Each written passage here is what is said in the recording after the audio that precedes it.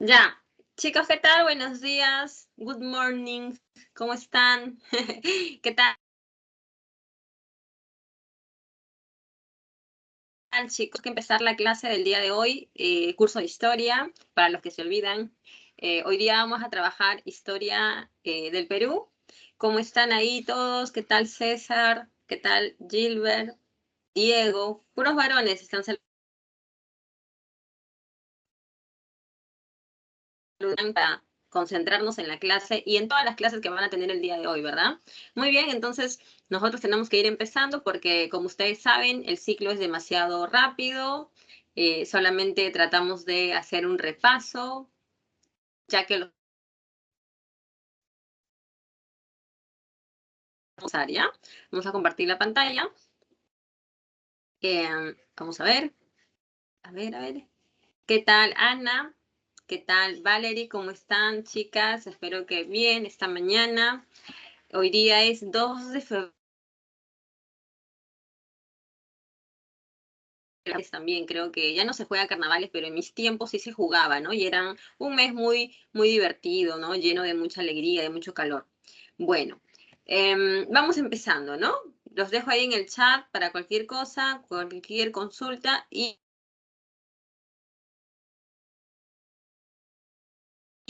semana número 5, ay, perdón chicos, perdón, porque no le apagué. A ver, disculpen chicos lindos, voy a bajarle el volumen a esto. A veces es un lapsus, uno se olvida y un la apagué. Ya chicos, les decía que hoy día tenemos el Tahuantinsuyo, el Virreinato del Perú, las reformas borbónicas, insurrecciones andinas y terminaremos con las rebeliones criollas. O sea, nos acercaremos a la independencia del Perú. Hoy día, lo dejaremos para la próxima semana. Bien, entonces comencemos con el Tahuantinsuyo. El Tahuantinsuyo, jóvenes, para empezar, se va a desarrollar en lo que John Rowe llamó horizonte tardío, mientras que Luis Guillermo Lumbreras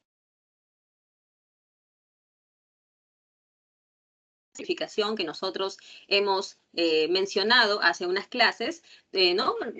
Tomando en cuenta la postura de John Rowe y la postura de Lumbreras. Entonces, vuelvo a repetir que para John Rowe este periodo es el horizonte tardío y para Lumbreras bueno, el Tahuantinsuyo es una cultura considerada como imperio. Aquí en Sudamérica, el Tahuantinsuyo es, para algunos, es el primer imperio y el único imperio que se ha desarrollado, mientras que para otros sería como un imperio también. Pero no es algo que todos los historiadores digan. La mitad lo dice y la mitad lo niega, ¿no? Como por ejemplo Lumbreras dice que Wari es imperio, Ruth Shadi dice que Wari no fue un imperio. Entonces estamos 50-50. Primer estado imperial, ¿no? De manera más, digamos que al 100%, ¿no? Se va a ubicar el Tahuantinsuyo en la parte central occidental de América del Sur y va a abarcar lo que actualmente serían Perú, Bolivia, Chile, hasta Argentina. Claro que nosotros sabemos que su centro más importante estuvo en el Perú porque su capital fue el Cusco, ¿no? Eso todos los peruanos lo conocemos, ¿verdad? Eh, es una cultura que al ser un imperio es expansivo, es muy grande, ¿no? Como Roma, por ejemplo, como los persas, que fueron pues muy expansivos. El Tahuantinsuyo también. Y acá, en el mundo andino, a eso se le conoce como panandino, ¿no? O sea, la cultura panandina es aquella que se expande, como Chaví, cultura panandina o imperio panandino. Las regiones que nosotros llamamos suyos, ¿ya? Los suyos, va a ser algo instituido durante la etapa imperial por el Inca Pachacútec, ¿ya? El Inca Pachacútec, jóvenes, es suyo. ¿Por qué? Es el primer Inca imperial y es el Inca que va a organizar el Tahuantinsuyo. Él es el que va a, digamos que, instituir, ¿no? Los suyos, va a mandar a hacer muchas construcciones, va a lograr muchas conquistas. Los incas comienzan a expandirse, entonces él es el inca más sobresaliente, es el más importante. Los suyos son cuatro, ¿no? Hacia el norte, el más poblado es el Chinchaysuyo. Hacia la parte sur, que es la zona más extensa, es el Collasuyo. ¿Ya? El Collasuyo, jóvenes, recuerden que los incas lo van a llamar así porque en el sur van a derrotar a los collas. Ustedes recuerdan a los collas, ¿no? Que fueron un pueblo aymara y cuando los incas logran derrotar al Collasuyo en recuerdo, ¿no? De la presencia de los collas, ¿ya? El Collasuyo, que es un área bastante extensa y muy importante por el tema de la ganadería. Y las regiones más pequeñas son el Antisuyo, que es la parte selva, que también es muy importante porque ahí van a extraer la coca,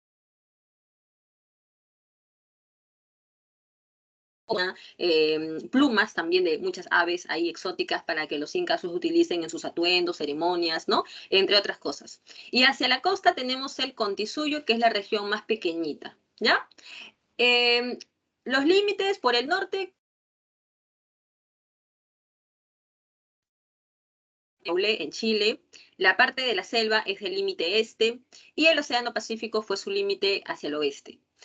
Bueno, la capital fue el Cusco, las ciudades van a ser llamadas yactas, su red de caminos es el Capacñán, recordemos los destinos, y los incas los van a completar, los van a expandir. Y por eso es que muchos dicen Capacñán, los incas, pero recordemos que eso viene de tiempo de los huaris, ¿ya? Muy bien, chicos. Vamos avanzando por la siguiente diapo. Vamos a ver que tiene dos fases, ¿ya? La fase regional, cuando los incas todavía no se expanden, solamente están en el Cusco, y la fase imperial, cuando los incas comienzan grandes conquistas para expandirse hacia otros. En la fase regional vamos a tener que recordar el origen de los incas, ¿ya? Rapidísimo, jóvenes, muy rápido. El origen de los incas se explica a través de dos formas, una de tipo legendaria y la otra de tipo histórica. Si hablamos de la forma de hermanos Sayar y de Manco Cápac y Mama Ocllo. En este momento no voy a poder contarles las leyendas porque no tenemos tiempo, pero básicamente, jóvenes, esas leyendas, la de los hermanos Sayar, que es la más aceptada por los historiadores, ya que tiene muchas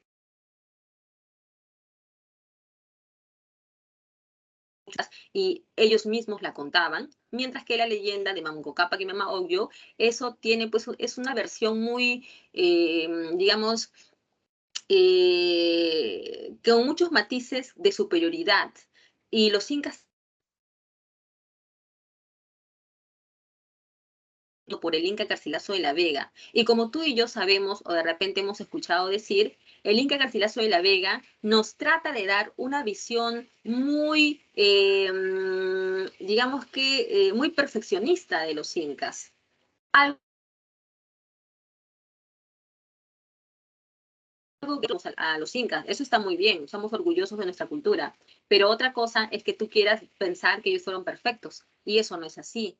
Por supuesto que no, es una cultura con grandes, ¿no?, aportes, pero también hay que verlo de una forma realista.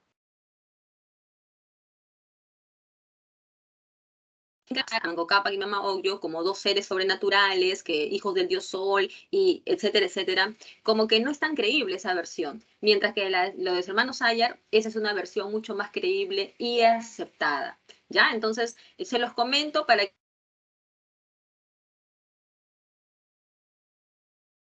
con esas leyendas se trata de explicar el origen de los incas. Pero hay otra versión que es histórica, realista. Nos dice que los incas son descendientes de los puquinas. ¿Quiénes son los puquinas? Los tiahuanac. El Alto Perú, como tú lo sabes, ¿verdad? La zona de la meseta del Collao. Los Tiahuanaco van a llegar hasta el Cusco, hasta el Valle del Urubamba, y ellos son los que van a fundar la etnia inca, ¿ya? Así que ya lo sabemos, los incas descienden. Cuando los incas llegan al Cusco, cuando los tiahuanacos llegan al Cusco, van a encontrar muchos señoríos que estaban habitando la zona. Obvio, ¿sí o no, jóvenes? Porque tú no te has puesto a pensar que los tiahuanacos llegan al Cusco y el Cusco estaba deshabitado. O sea, no, señoríos, los Antasaya, los Alcahuiza, los Sahuacera, los Lares, los Poques y muchos señoríos más. Los incas van a tener que enfrentarse a esos señoríos y los van a derrotar. No siempre va a ser mediante la guerra, también van a entablar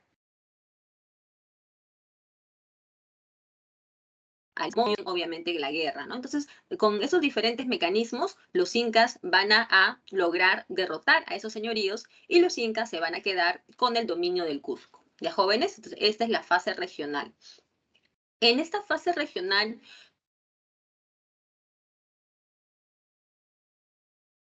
jóvenes, a los 8 primeros incas que hay en el chat los vamos a mencionar. Muy bien, vamos a ver. Tenemos, obviamente, el primero es Manco Cápac, ¿sí o no, jóvenes? Manco Cápac.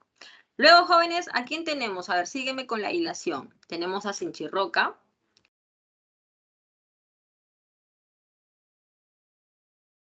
Yoque, Yupanqui. Tenemos a Maita Cápac, Cápac Yupanqui. Espero no olvidarme de ninguno. Cápac Yupanqui. Inca Roca,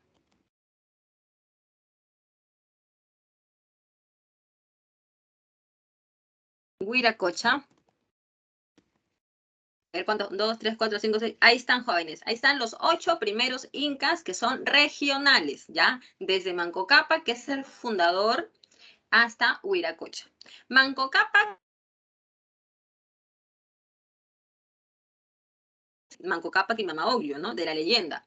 Y si hablamos de los hermanos Ayar, recuerda que uno de los hermanos Ayar era Ayar Manco. Y Ayar Manco es Manco Cápac, ¿ya? Así que ahí está Manco Cápac como el primer inca y fundador de la etnia inca, ¿no?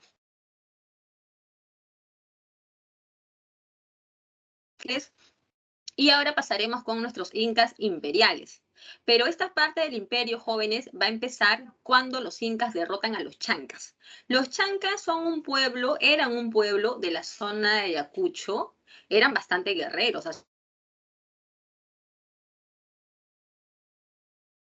todos súper fuertes.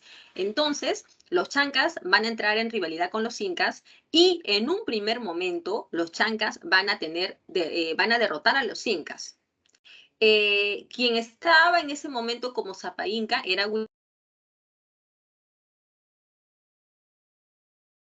Huarpampa. Tras esa derrota, Huiracocha se escapó del Cusco, dejando que los chancas entraran al Cusco y derrotaran definitivamente a los incas. Pero uno de los hijos de Huiracocha, recuerda que los incas tenían muchos, quien se enfrentó a los chancas y los derrotó, ¿ya?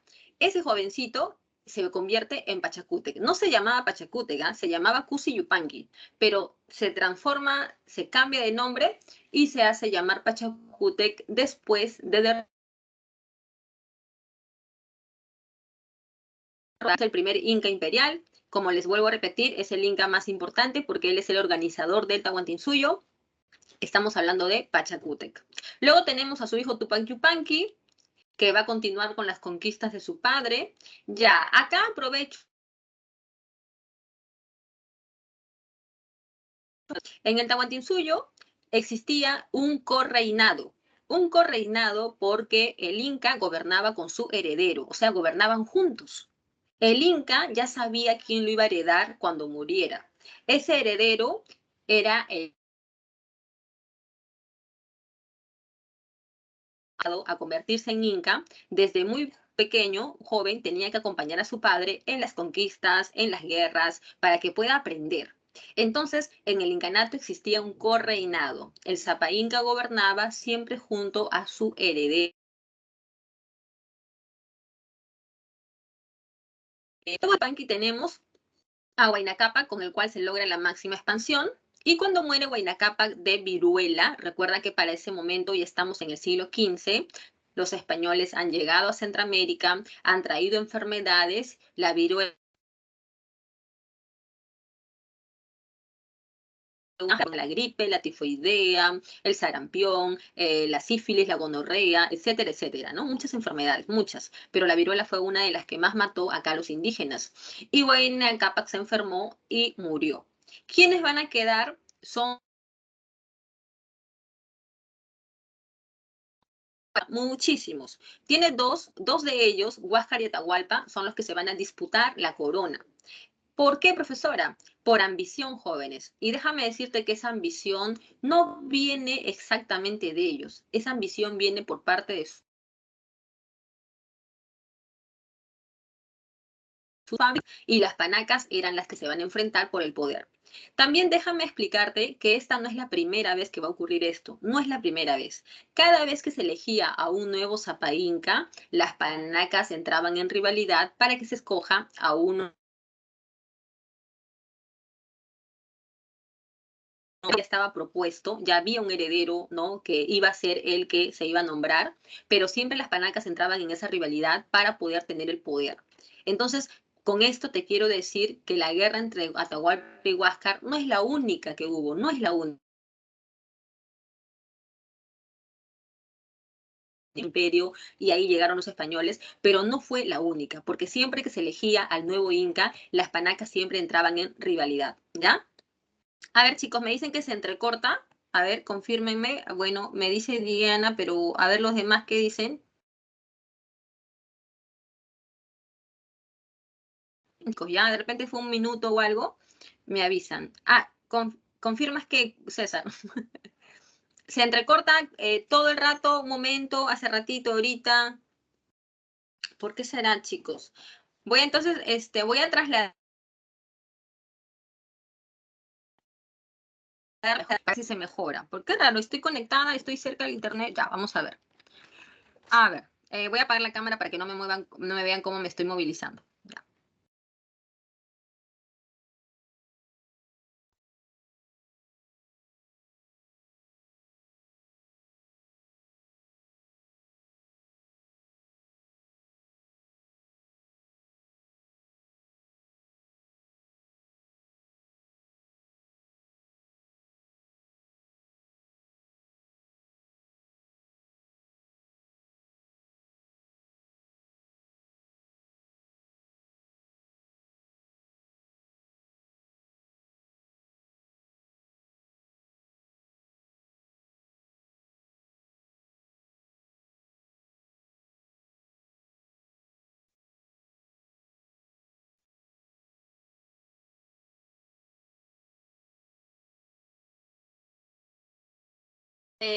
Ya chicos, me he venido a otra área, espero que sea mejor acá. He apagado la cámara también, por si acaso, ¿no? Para tratar de que se mejore la señal, ¿no?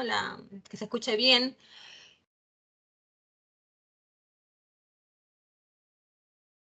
Igual se mejoró un. ¿Cómo escuchan? A ver, hola, hola, uno, dos, tres, probando, probando. ¿Cómo lo escuchan? Chicos, me están copiando, me pueden confirmar si se escucha.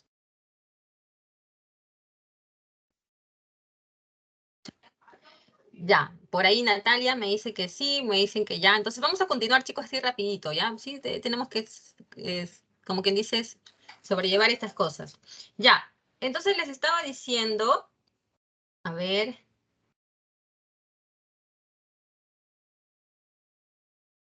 escucha, pero no sé, me dice César. Ay, ¿qué hacemos, chicos? No sé, no se me ocurre qué hacer más porque ya estoy acá conectada con todo, o sea, todo ok, se supone. Yo no sé. Chicos, vamos a continuar, ¿ya? No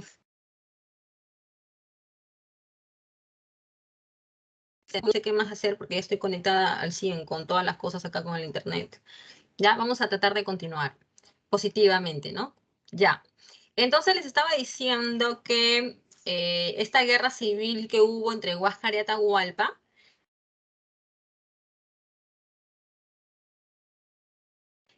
Ya, gracias Adrián. Muchas veces cuando se elegía al nuevo Sapa Inca, solía haber este tipo de conflictos entre las panacas. Muy bien, chicos. La consecuencia de la guerra entre Huáscar y Atahualpa fue que el imperio se...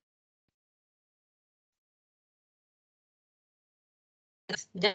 Políticamente, la máxima autoridad, hijo del sol, ¿no? Es el Sapa Inca, ¿ya? Tiene su emblema, tiene su corona, tiene pues muchos poderes, ¿no? Eso no lo vamos a profundizar por el tiempo, pero ahí es el Sapa Inca la máxima autoridad y un montón de hijos, pero el convocado a ser el heredero era el Auqui. Había un fiscalizador, es el Tucuy que pues observa todo lo que ocurre para poder comunicárselo al Sapa Inca. Eh, son los aposuyos. Los aposuyos, o también llamados apocunas, van a conformar el Consejo Imperial del Inca. Este Consejo Imperial se encarga de asesorar al Inca para que pueda tomar buenas decisiones. Y jefes de un suyo, ¿ya? Son jefes de los suyos. En las provincias gobierna el Tocricut o Apunchic. También en algunos libros se le llama Huamani, ¿ya? Con H, Huamani. Este personaje, este funcionario, es un jefe de su provincia. Y el curaca, que es el jefe de un ayllu. El curaca es la única autoridad que va a sobrevivir hasta los tiempos coloniales. Lo van a llamar cacique y luego de las reformas borbónicas lo van a llamar mucho tiempo más. En cuanto a la sociedad, tenemos la nobleza, al pueblo y a los esclavos. La nobleza está conformada por, bueno, de tres tipos, ¿no? La de sangre, que son las panacas, la de privilegio y la provincial. En la inca, ¿no? Sus hermanos, tíos, primos, etc. En la nobleza de privilegio se conforma por las personas que han ascendido y esa gracia te lo concede el Sapa Inca, ¿ya? El Sapa Inca es la única persona que te puede ascender a ser ya un sacerdote, un militar que puede ascender a formar parte de la nobleza de privilegio, ¿ya? A ver, ya, después de las reformas, Diana, al curaca lo van a llamar Barayoc, con B chica, Barayoc, ¿ya? Y ya nos puede el tiempo alcanzar. En la nobleza provincial tenemos a los curacas, que son los que fueron derrotados por los incas. Por ejemplo, ¿no? Aquí tenemos al señor Chincha, tenemos a Minchancaman, Astohuaraca y muchos otros jefes de la nobleza provincial. El pueblo, tú y yo, somos jatunrunas o simplemente runas. Trabajamos en el campo, conformamos un ayllu, nuestro líder es el curaca y somos familiares, ¿no? Dentro de un ayllu, por la tierra, pero también por parentesco, ¿ya? Un ayllu es como una gran familia, como decirte la familia de los Marnes o la familia de los Sánchez, ¿no?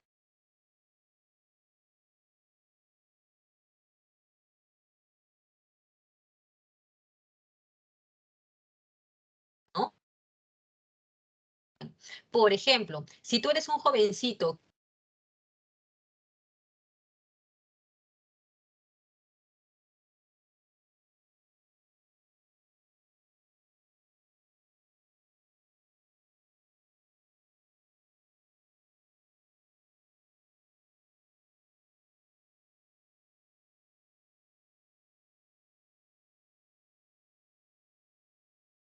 ¿ya? Son poblaciones en a distintos lugares por el Estado Inca. ¿Para qué te están llevando? ¿Para qué? Para que tú colonices el lugar a donde vas a llegar, ¿ya? Chicos, a ver, vamos a poner un ejemplo. Supongamos que ayer los incas han derrotado a los chachapoyas, ¿no? Que los chachapoyas se ubicaban en la zona de montaña, de la selva alta, ¿no? En la parte de Amazonas. Los chachapuyas no saben de nosotros, cómo nos vestimos, cómo trabajamos la tierra, nuestra religión. Ellos desconocen, no saben. Hay que enseñarles, hay que decirles, mira, el trabajo es así, los andenes se hacen así, mira, la chaquitaglia se usa así. Entonces, para enseñarle eso, se envía a los mitmas. Los mitmas van a ir a ese lugar a enseñar, a colonizar. Claro, en algunos casos también puede ser porque una zona está despoblada. De repente una parte de la Sierra Sur, de repente no hay gente, ¿no? Han muerto, de repente falta mano de obra. Entonces los mismas también pueden ser llevados para, digamos que, colonizar ante la falta de gente, ¿no? Entonces, básicamente entre esos son los motivos por los cuales estas personas eran llevadas hasta esos lugares y el Estado Inca te enviaba. Y tú no podías negarte, obviamente, ¿no? No podías negarte, tenías que obedecer. Yanaconas son sirvientes. En el caso de los yanaconas jóvenes, ellos también van a permanecer hasta los tiempos coloniales, ¿ya? Ellos también van a continuar. En el incanato, ellos son sirvientes de las panacas. En la colonia, ellos van a ser sirvientes de las familias, ¿no? De la nobleza española, ¿ya? Y inclusive en la colonia se habla de yanaconaje. Yanaconaje, pero déjame decirte que ese término tú no lo debes utilizar si te refieres a los yanaconas del Tahuantinsuyo. Si me dices yanaconaje, te estás refiriendo a los yanaconas en tiempos coloniales, más no en tiempos del Tahuantinsuyo, porque en el Tahuantinsuyo el yanaconaje no está institucionalizado, o sea, no es algo institucional, nada que ver. Así que te hago esa aclaración para que no me digas yanaconaje en tiempos de Tahuantinsuyo, sino ese término se utiliza para tiempos coloniales. Y los esclavos eran los piñacunas o simplemente piñas. La economía inca es una de las cosas que más se admira de los incas. Es básicamente, jóvenes, es lo que tenemos que resaltar. Antes, si un europeo, si un asiático te pregunta de los incas, tú no le vas a decir, ay, su capital fue esta, se ubicó aquí, allá. No es no, eso no es trascendente. Lo trascendente es entender cómo los incas lograron distribuir los bienes, ¿no? Distribuir las riquezas de una manera equitativa para que toda esa gran población nunca pasara hambre, porque eso es lo que se dice, ¿no? Que en el incanato no existía pobreza, no existía hambre, no existía gente robando, no existía gente pidiendo limosna, sin trabajo, todos trabajaban bien organizados y a todos se les daba según sus necesidades. Entonces, eso es lo que se admira más del imperio incaico. ¿Ya? Hay dos principios que rigen la vida de todos, desde el Zapa Inca hasta el último Hatunruna. La reciprocidad y la redistribución. La reciprocidad es la ayuda mutua. Hoy por ti, mañana por mí. Tú me ayudas hoy, yo te ayudo mañana. ¿Ya? Simétrica cuando es entre personas del mismo nivel social. Un runa con otro runa. Un curaca con otro curaca. ¿Ya? Tú me ayudas hoy, yo te ayudo mañana. Asimétrica es cuando es entre personas de distinto rango social. Y más que ayuda, es favores, ¿no? Supongamos que un curaca hace algo destacado en servicio del Zapa Inca, ¿no? Tú eres curaca y de repente tú has hecho tu trabajo excelentemente bien. Tu Ayu ha producido mucho más de lo que se pensaba. Eso es tu buen servicio que es para el Inca, pues, ¿no? Porque el Inca es el que va a supervisar que tu trabajo sea bueno. Entonces, el Inca, digamos, agradecimiento, entre comillas, te va a dar regalos, ¿no? Te va a dar regalos, te puede dar ciertas, no privilegios más. Entonces, aquí estamos hablando de intercambio de algún servicio, ¿no? Por, digamos, entre este tipo de personas que son de distinto nivel, ¿no? La redistribución, jóvenes, es un poco más complejo y vamos a entenderlo de esta manera. En el incanato existe un tipo de trabajo que se llama mita. Es obligatorio en favor del Estado Inca. Toda persona, todo runa tenía que mitar dos semanas al año, aproximadamente, ¿no? O sea, era un tiempo nada más que tú tenías que mitar. ¿Quién te dice cómo vas a mitar? Tu curaca. ¿De qué manera vas a mitar? Pueden ser muchas maneras. Produciendo adobe, preparando bebida, confeccionando ropa, calzado, sacando metales de las minas, trabajando el campo, haciendo puentes. Hay muchas maneras que tú puedes mitar. No te vayas a confundir con los tiempos coloniales, ¿ya? Porque en los tiempos coloniales la mita exclusiva era la mita minera y después la mita obrajera. Pero en los tiempos del Tahuantinsuyo las formas de mitar son muchísimas, ¿ya?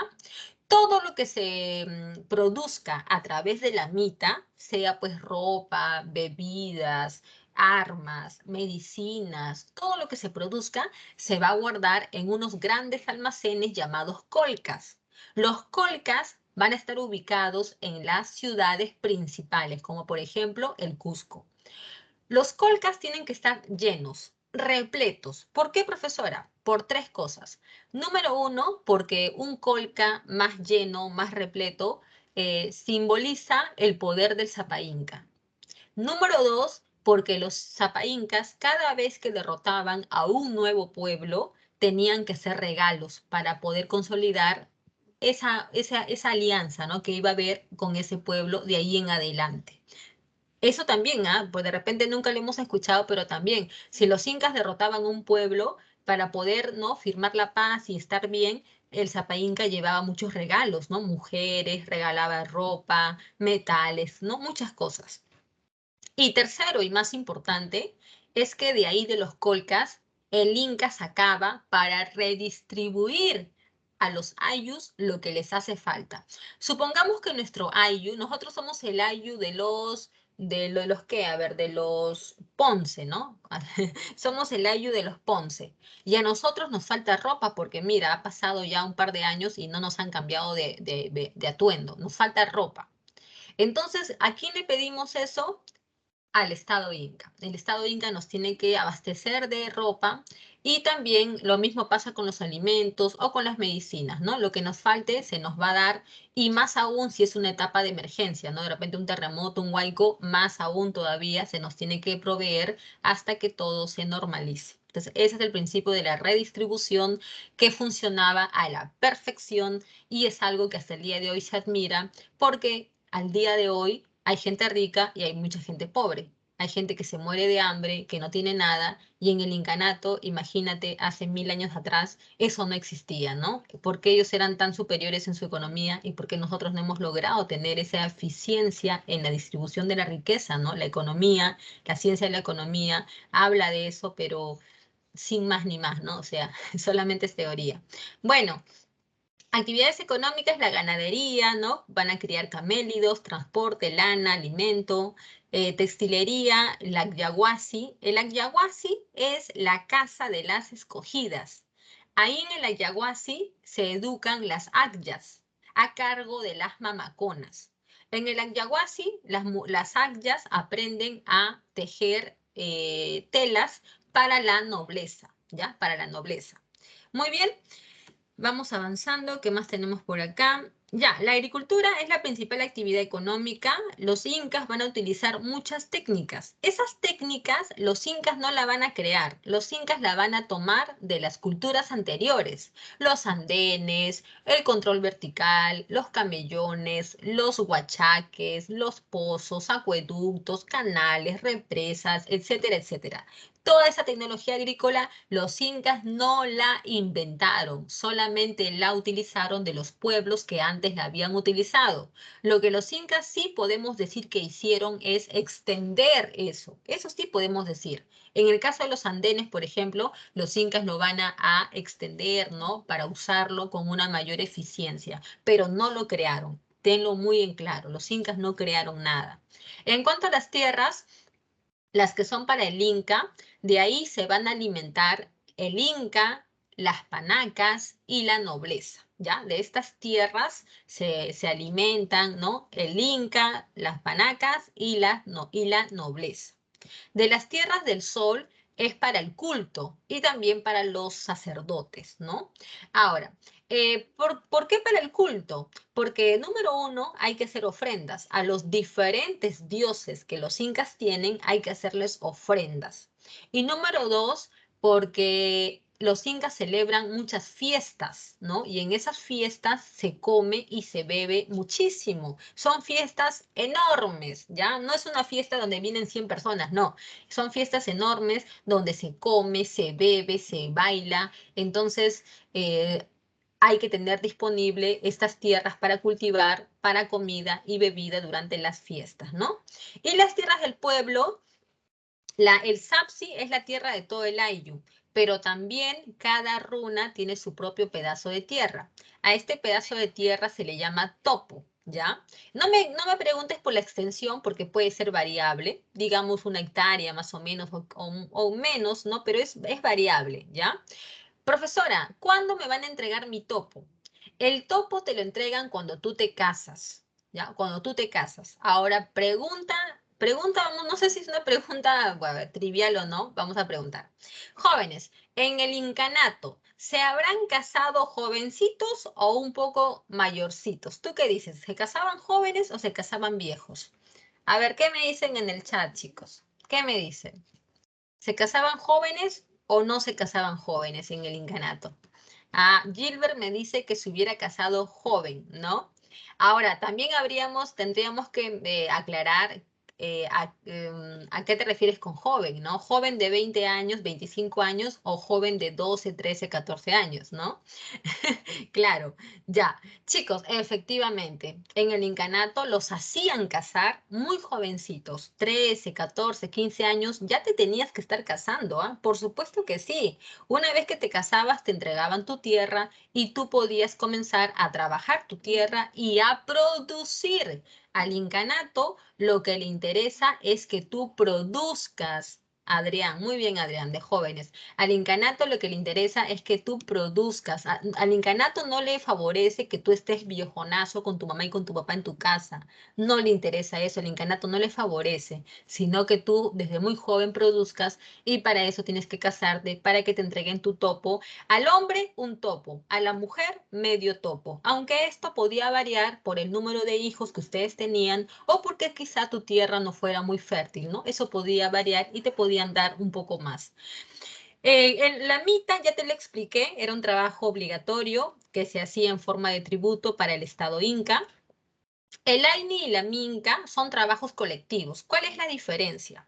La diferencia es que en el AINI solamente se beneficia a una persona o a una familia. Ejemplo, en nuestro AIU, nosotros somos el AIU de los Ponce, va a haber un matrimonio. Juancito se casa con Juanita. Tú has escuchado el dicho de casado casa quiere, ¿sí o no? ¿Qué vamos a hacer nosotros? Vamos a construirle su casa a esta pareja recién casada. Le vamos a hacer su casita y todo el ayu va a tener que poner mano, o sea, vamos a tener que colaborar todos. Ese es un trabajo colectivo que solamente está beneficiando a esta pareja, a esta familia. Mientras que en la Minca, el trabajo colectivo beneficia a todos. Por ejemplo, vamos a construir un puente para poder cruzar el río. Todos vamos a meter mano y nos sirve a todos. Todos vamos a cruzar por ese puente. Entonces, eso se llama Minca, trabajo colectivo en beneficio de todos. En el AINI solamente se beneficia a una persona, una familia o una pareja.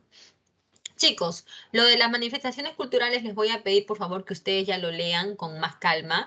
Esto es sencillo, ¿no? Religión politeísta porque adoraban a muchos dioses. El sol era el más importante, lo llamaban Inti. Y los incas también adoraban a las personas, a los muertos y a las ciudades, ¿ya? Los incas tienen esa particularidad que adoraban a las ciudades. Al Cusco lo adoraban. A las momias, que eran los muertos, también lo adoraban. Entonces los incas pues eran panteístas, adoraban todo, ¿ya? Sus dioses se encontraban en 3 niveles, el Hananpacha, el cielo, el Caipacha, la tierra, y el Ucupacha, el infierno. La arquitectura monumental, megalítica, simétrica. Los incas tienen mucho esta forma de hacer ángulos. Como tú puedes ver ahí en la ciudad del Cusco, la piedra de los 12 ángulos es algo pues maravilloso, ¿no? Cómo lograron hacerlo y es una característica de ellos, ¿no? Que tratan de lograr esa simetría. Muy bien, chicos, ahí tienes el Coricancha, Machu Picchu, Ollantaytambo, como algunas muestras.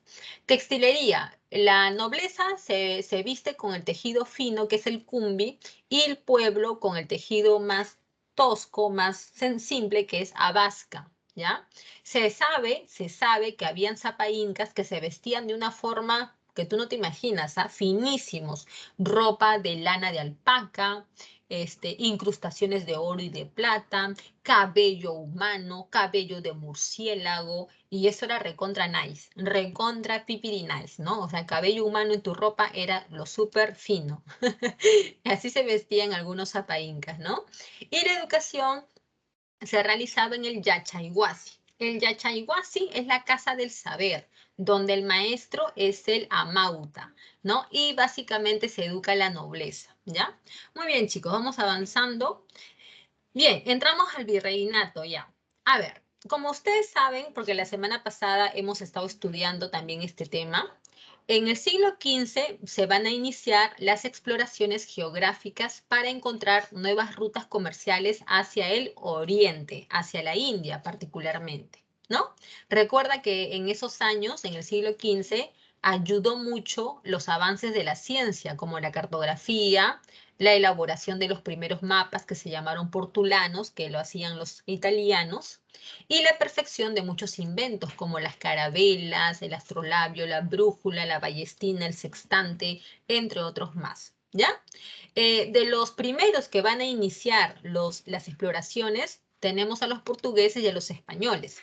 Los portugueses con Bartolomé Díaz Vasco da Gama no nos interesa mucho, ¿no? Porque esa es otra historia. A nosotros nos interesa la de los españoles, que va a iniciarlo un tal Cristóbal Colón. Este señor Cristóbal Colón va a tener la autorización por parte de los reyes católicos Isabel y Fernando. Esta autorización se llama Capitulación de Santa Fe.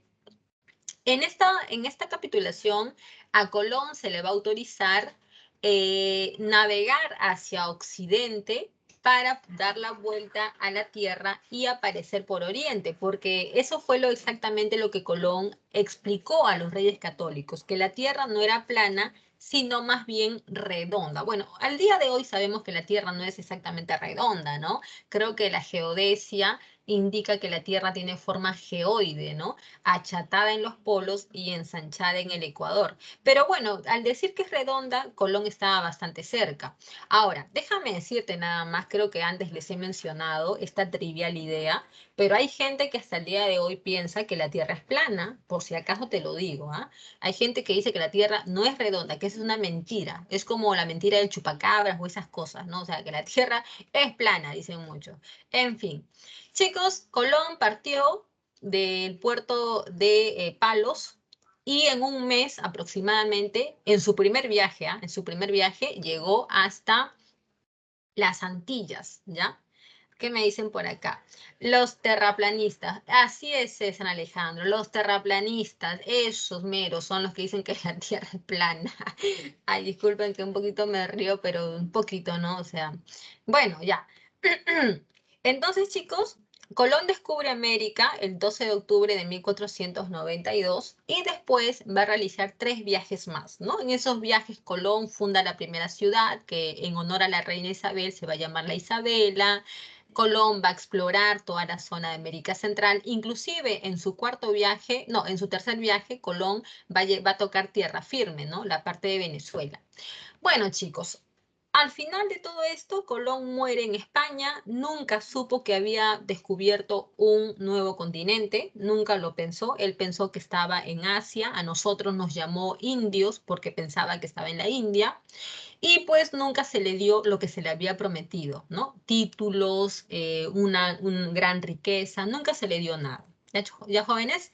Muy bien, después de Colón, van a pasar muchas cosas, obviamente, ¿no? Como que se descubre el Océano Pacífico, que al principio lo van a llamar Mar del Sur, como que se va a crear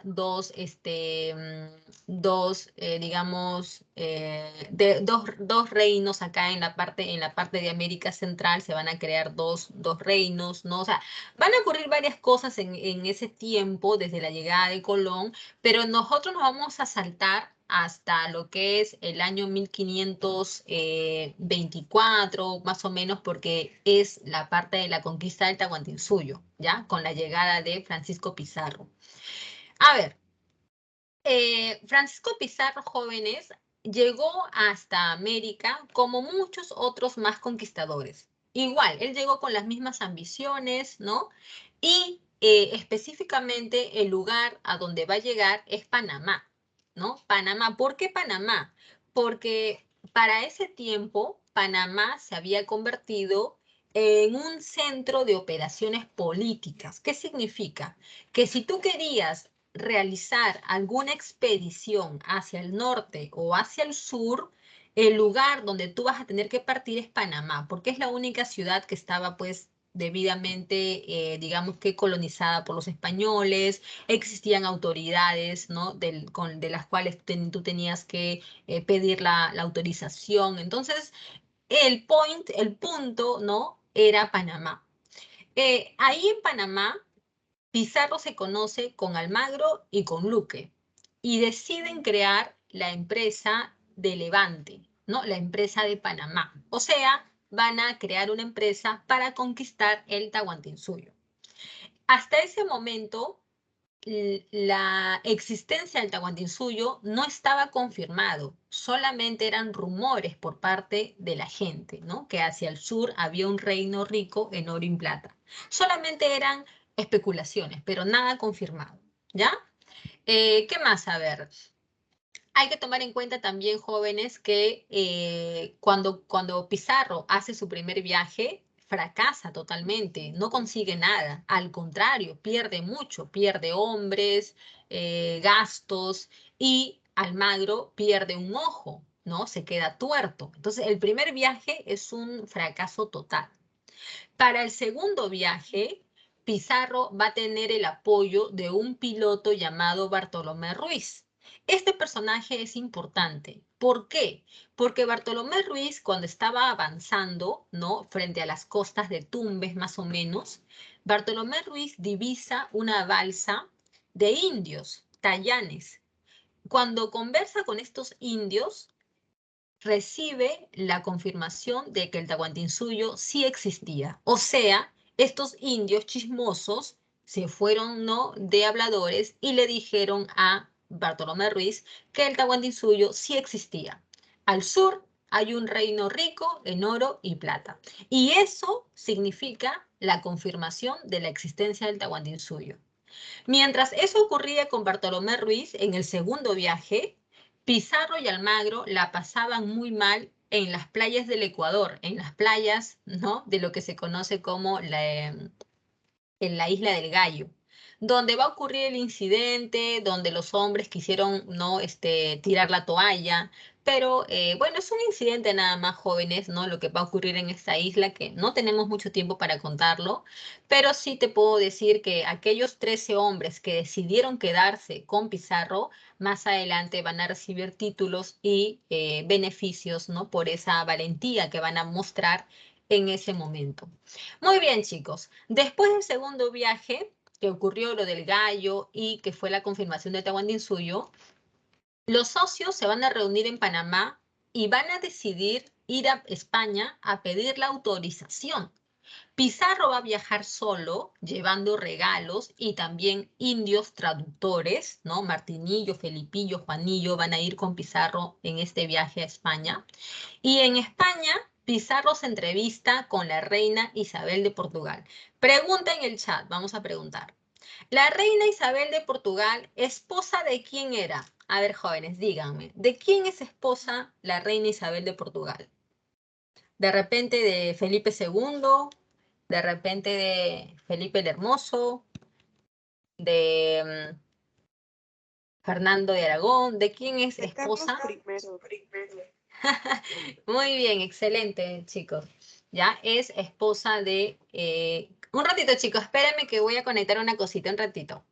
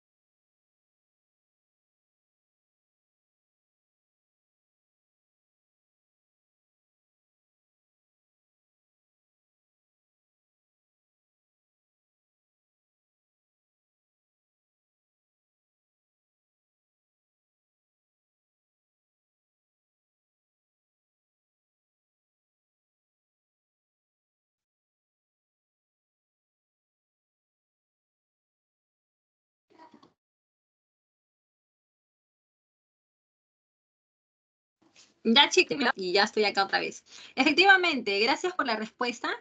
Carlos I en ese momento era el rey de España. No olvides que también se le conoce como Carlos V, ¿ya? No lo olvides. ¿Por qué, profesora? Porque Carlos I en América, como en Oceanía, en Europa mismo también tenía muchos territorios que había sido heredado de sus abuelos y de sus padres. Este señor Carlos I era nieto de los reyes católicos. Su madre era Juana la Loca y su padre era Felipe. Por eso es que él tenía tantas, ¿no? Digamos que territorios que había heredado. Cuando Pizarro se entrevista con la reina Isabel de Portugal, se va a firmar lo que es la capitulación de Toledo. Aquí se le autoriza y además se hace la entrega de los títulos que va a recibir cada uno.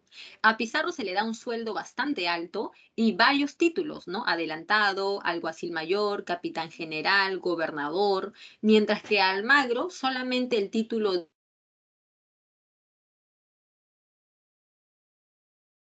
un sueldo mucho menor que de Pizarro. Y a Luque solamente obispo de Tumbes. Ahora, respecto a Luque, jóvenes, de repente ustedes ya lo saben, él en ningún momento hizo viajes, él no viajó con Pizarro, con Almagro en ninguno de los viajes, porque realmente la persona que estaba dando dinero era un tal Gaspar de Espinosa, ¿no? De repente ese dato ustedes ya lo han escuchado antes, Luque era testaferro de un comerciante expedicionario muy rico que se llamaba Gaspar de Espinosa. Así que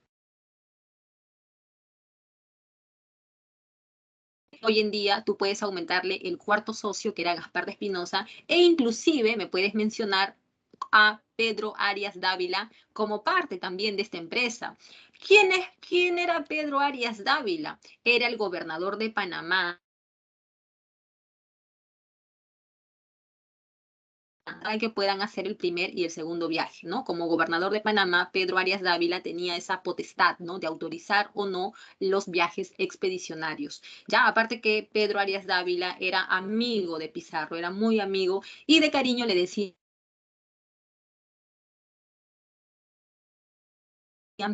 puedes mencionar a los cuatro, ¿no? Con Gaspar de Espinosa y a Pedro Arias también como gobernador de Panamá que dio la autorización en los primeros viajes. Pizarro se regresa a América trayendo a sus cuatro hermanos.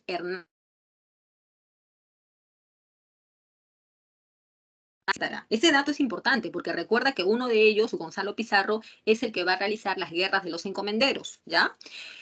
Jóvenes, se realiza el tercer y último viaje, que es el de la conquista del Tahuantinsuyo. No tenemos tiempo, como ustedes pueden ver, para explicarlo,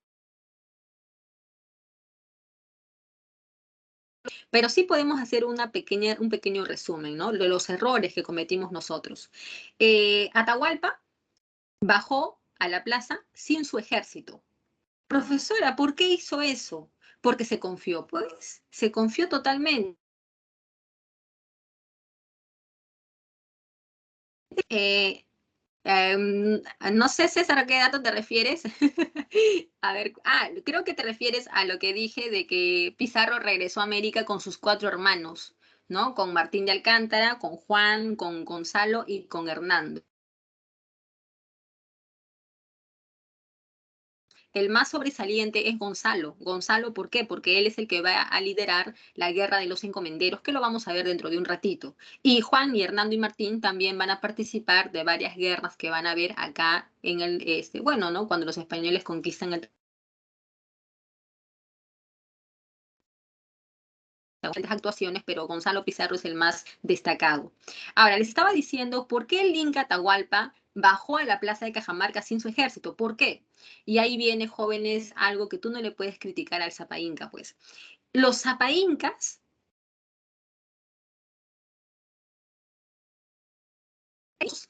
hijos del sol, ellos realmente se la creían. Y esos jóvenes no está mal, porque cuando tú quieres algo, tú tienes que creértela. Si tú no te la crees, nadie te va a creer. Tú tienes que sentirte que puedes, que lo puedes hacer, que tienes esa, ¿no? Esa habilidad realmente pensaban que eran divinos, ¿no? Hijos de los dioses. Entonces Atahualpa pensó que cuando los españoles lo vieran, se iban a inclinar ante él. Eso fue lo que Atahualpa pensó. Que estos hombres, cuando me vean, se van a rendir ante un ser divino, ¿ya? Sí, entonces lo que va a ocurrir, jóvenes, es que no pasó eso, pues no pasó. Los españoles habían planeado toda una estrategia. Ahí en la plaza solamente se quedó Pizarro con algún requerimiento. Y alrededor de la plaza se escondieron todos los demás, ¿no? Las armas, los caballos, todo estaba escondido alrededor de la plaza. Atahualpa bajó solamente con sus bailarines, con sus danzantes, le presentaron el requerimiento, Atahualpa no entendió de lo que mencionan, ¿no? Algunas versiones, ¿no? Y es ahí donde los españoles comienzan con el fuego. Chicos, acá les voy a hacer una aclaración. A ver, ¿cómo les explico? Acerca de los incas, hay varias versiones. Si tú lees a María, vas a encontrar que son diferentes datos. ¿Por qué hay diferentes versiones? Porque toda esa información la hemos obtenido de las crónicas que se escribieron en el siglo, bueno, a partir del siglo XVI. Las crónicas son aquellos textos.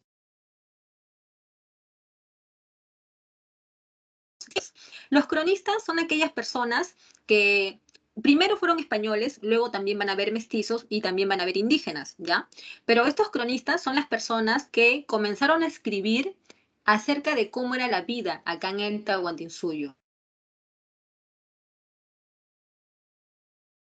Tú llegas de España en el siglo XVI y tú, pues por encargo de la corona o porque también tienes algún interés particular, tú vas a comenzar a escribir todo lo que observas. Los indígenas hablan así, se visten de esta manera, en este pueblo hay tanta gente, estas riquezas son las que... Esos son los cronistas y lo que escribían son las crónicas. Habían muchos cronistas. ¿Cuál es el problema de los cronistas? El cronista al principio es un español. El español, para empezar, no entiende tu idioma y considera idiomas: aymara, quechua, uro, cauquil, muxic, quijnán y muchos otros más. ¿Cómo puede el español entender esos idiomas? Dime, ¿cómo los puede entender? A medias lo entenderá un poco, ¿no? Pero ¿y qué tal si lo que escribe es totalmente tergiversado a lo que sea? La visión cultural es totalmente distinta, pues el español es monógamo, el indio es polígamo. El español cree en un dios, el indio cree en muchos dioses. ¿Te das cuenta cómo la visión cultural es tan diferente? El español tiene una visión de lineal, sino un tiempo circular. Todo es distinto. ¿Cómo puedes entender a una persona si no entiendes el significado de sus pensamientos ni nada? Y tercero, es que muchas veces los españoles, los cronistas españoles, cambiaban la información a propósito.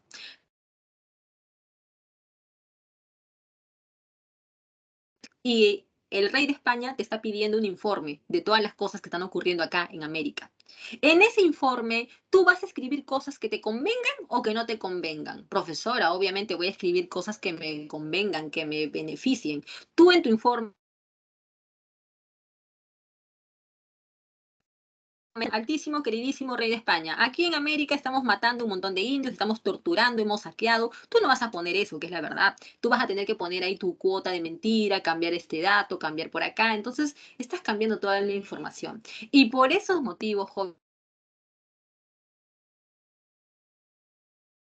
al día de hoy son versiones muy distintas. Un historiador dice una cosa, otro historiador dice otra cosa. Los incas fueron 13, los incas fueron 14, Atahualpa no debería ser considerado, Atahualpa sí debería ser considerado.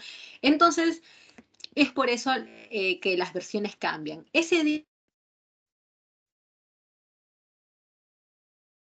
no usaron fuego, no prendieron las armas. Otros dicen que sí, que los españoles sí prendieron las armas. Entonces, ¿a quién le creemos?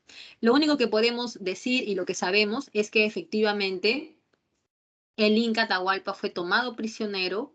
Ya como ustedes saben,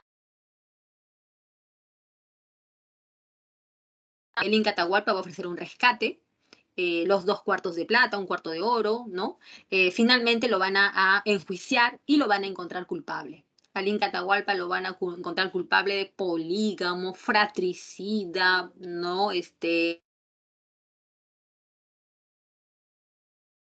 Adora muchos dioses. Entonces, lo van a condenar a morir en la hoguera. Vamos a preguntar en el chat a mis chicos.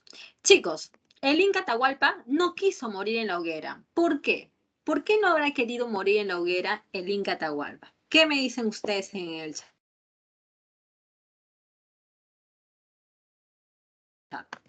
¿Qué me dicen ustedes? ¿Por qué el Inca Atahualpa no habrá querido morir en la hoguera? Le tenía mucho miedo al fuego, ¿sí o no? Puede ser, yo también, ¿ah? Yo también, si me vas a matar quemada, mejor me dispárame, ¿no? Entonces, por miedo. No, jóvenes.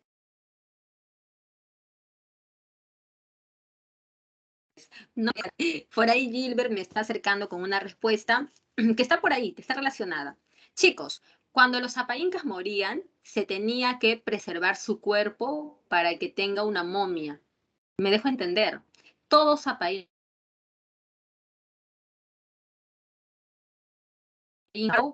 para que tenga una momia. Esa momia era guardada por su panaca, por su familia. Y esas momias se podían exhibir durante los días de fiestas. Y además, esa momia garantizaba,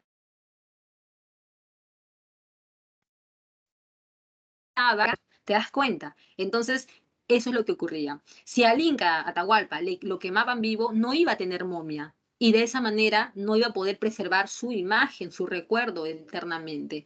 Es por eso que tenía que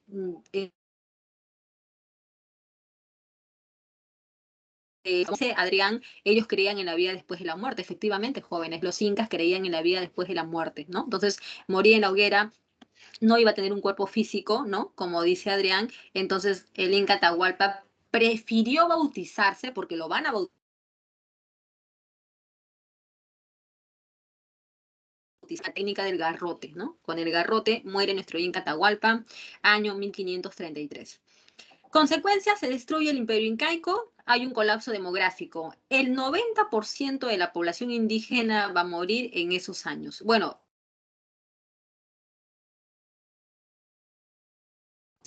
muere el 90% de la población. Eso es lo que dicen, ¿no? Eso es lo que dicen.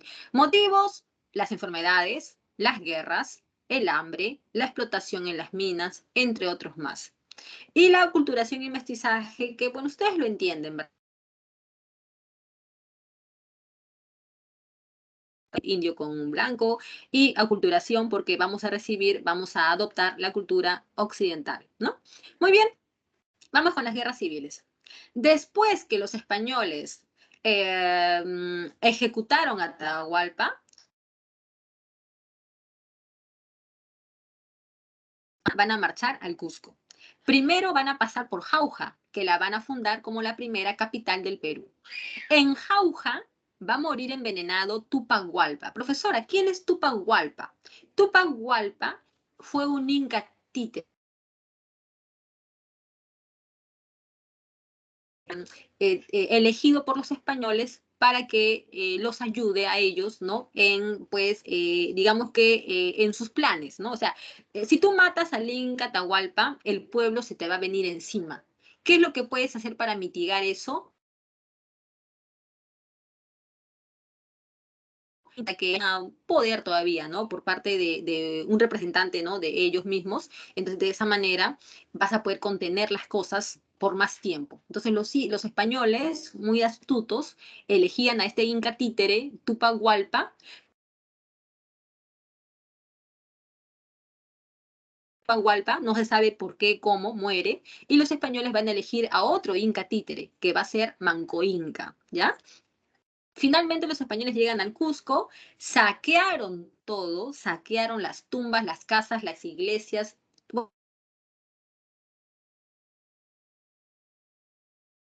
¿no? De culto de los incas, todo lo saquearon. Y después de eso, finalmente Pizarro se instala en Lima y la va a fundar como la nueva capital del Perú el 18 de enero de 1535. Pizarro se va a Palacio de Gobierno, ahí va a estar ubicada su casa, ¿ya? Y aquí se van a iniciar las guerras civiles entre los españoles. Profesora, ¿por qué se van a pelear los españoles? Primero, chicos, hay que entender que una vez que ejecutaron a Atahualpa,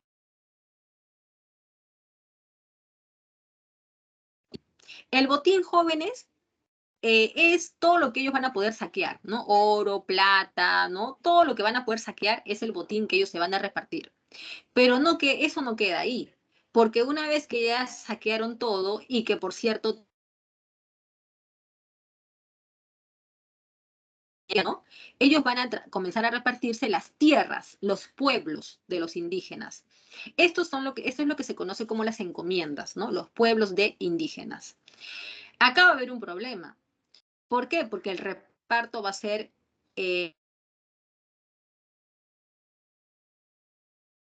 por un lado tienes a los almagristas y por otro lado tienes a los pizarristas. Los pizarristas son más numerosos y tienen más armas, o sea, están mejor preparados. Los almagristas son menos y están en menos condición de poder de pizarristas. Entonces, dadas estas condiciones, a la hora de repartir las encomiendas, los pizarristas se van a agarrar las mejores encomiendas. Se van a agarrar las mejores encomiendas. Mientras que los almagristas le van a dejar, no, digamos que en menos.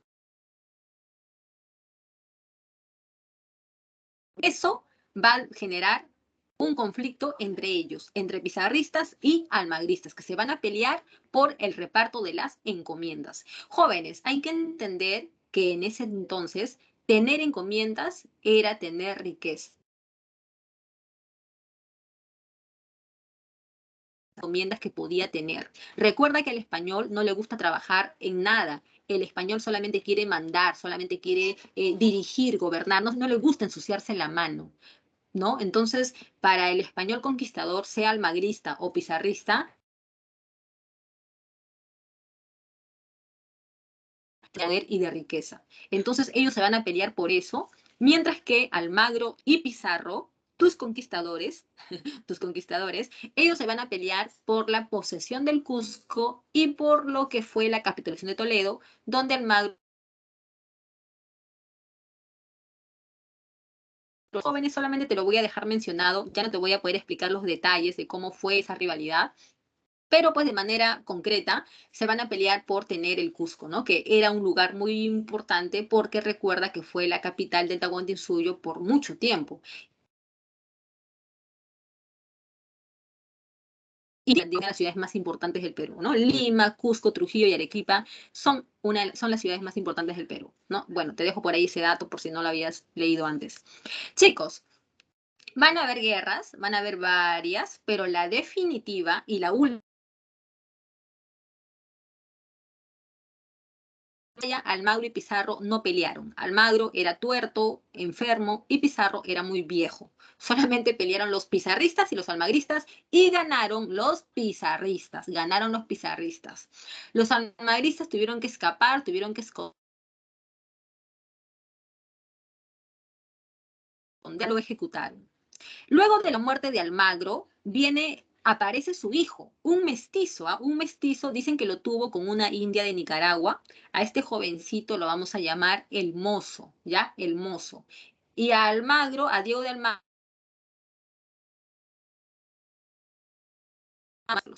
Cuando muere el viejo, aparece el mozo reclamando los derechos de su padre. Pero para su mala suerte, en ese mismo tiempo llega de España Cristóbal Vaca de Castro. Cristóbal Vaca de Castro llega después la voluntad de la corona, ¿no? Poner orden, como quien dice. Y como el mozo no quería someterse, van a iniciar una guerra. En esta guerra, el mozo va a ser derrotado en la batalla de Chupas, ¿ya? Así que el mozo es derrotado. De ello, vamos a ver que los almagristas que habían quedado vivos, que eran solamente unos pocos, ¿ah? Porque la mayoría murió en la batalla de las Salinas, esos almagristas van a ir a buscar venganza a la casa de Pizarro acá en Lima y lo van a ejecutar. y clavándole acá en el cuello una espada. Tu conquistador, Francisco Pizarro, muere en el año 1541. Ha muerto Pizarro, ha muerto el viejo, ha muerto el mozo, así que han muerto todos tus conquistadores. ¿Cuál es la consecuencia de los primeros conquistadores? Tras ello, jóvenes, tras esto, el rey de España, Carlos I, decide crear el virreinato del Perú en el año 1542. Va a enviar al primer virrey, que es Blasco Núñez de Vela.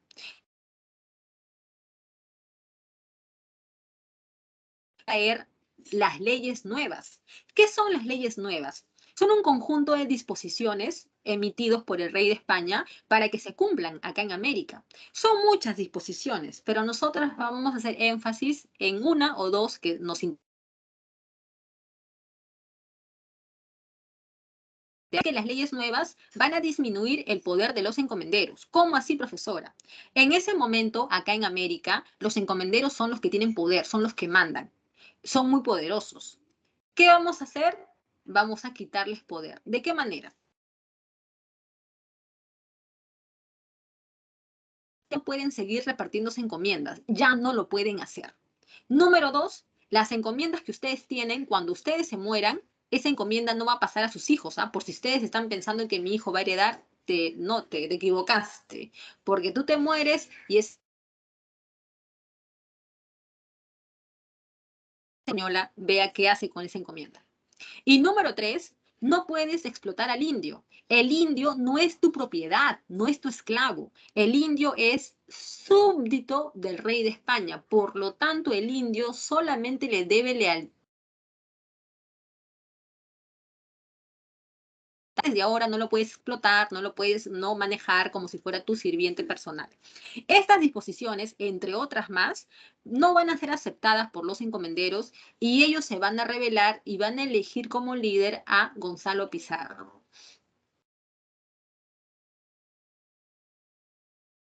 Batalla de Añaquito, eso va a ser en Quito, en Ecuador, y lo van a derrotar al virrey y lo van a ejecutar.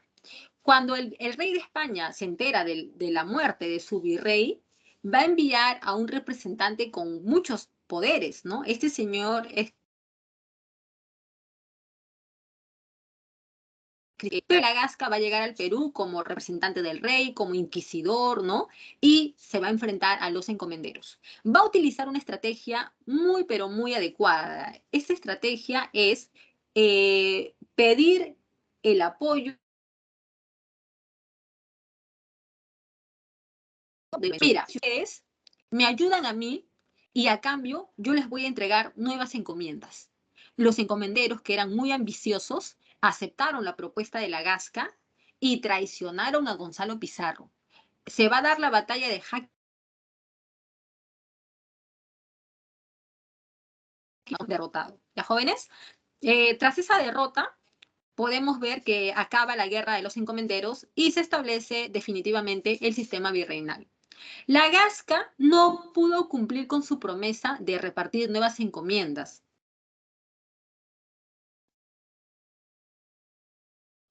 donde podemos decir en palabras simples que no alcanzó para darle a cada encomendero lo que esperaba. O sea, imagínate que eran 200 encomenderos y esta zona que había disponible para repartir solamente alcanzaba para 20 de ellos.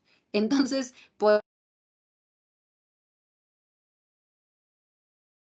para poder satisfacer la ambición de los encomenderos que apoyaron a la Gasca.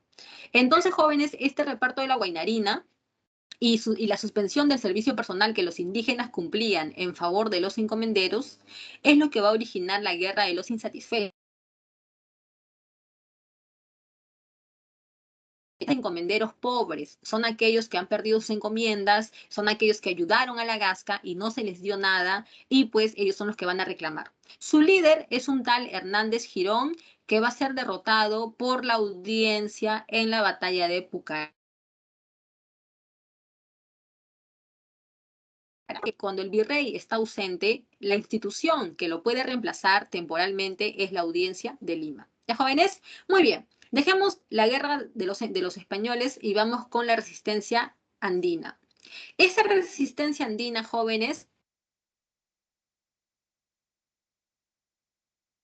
Inca, o sea, las panacas. Las panacas son las que van a tratar de recuperar el poder del Tahuantinsuyo, ¿no? El poder político. Como no lo van a conseguir, van a tratar de beneficiarse de alguna manera. Quien va a comenzar esta resistencia es Manco Inca. Capac, jóvenes, ¿ya? Por si ustedes no tienen ese dato, Manco Inca también era hijo de Huayna Cápac. Fue elegido Inca títere por los españoles y en un principio Manco Inca fue aliado de los españoles, pero luego